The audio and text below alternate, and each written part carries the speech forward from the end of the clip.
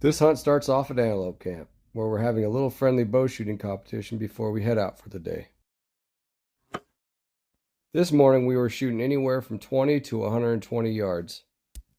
It's always a good idea to shoot a few arrows before your hunt. That way you know your equipment's dialed in and that you're feeling ready and confident.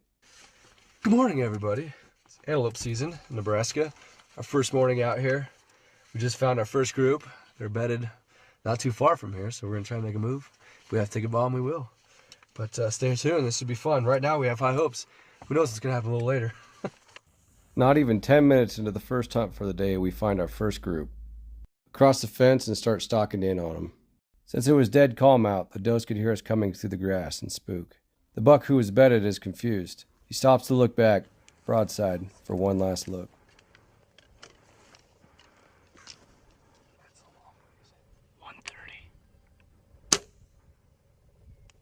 Oh, oh, oh, oh, 130? Are you serious? No way. Oh! No way. No way. Dude, I hope that was in focus. Them grass was in the way, but that's awesome. I don't care. That's awesome, man. That's crazy. All right. Well, first stalk of the day. 15 minutes later, I got my goat down for the year. 2017 is done from Justin Powell here.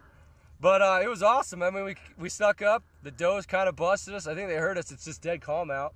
And the buck was bedded, probably 120.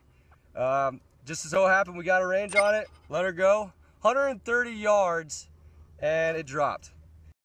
Some people will say that's not the most ethical shot, but this morning, we were practicing on a block target. We were clear back to 120 yards, and I was hitting the middle of the block. So I felt pretty confident. I knew where I needed to aim. Put him down. And here we are. We're done. And it's a stud goat. I mean, probably mid-60s. Nothing to be ashamed of there. That's my 5th goat with my bow now.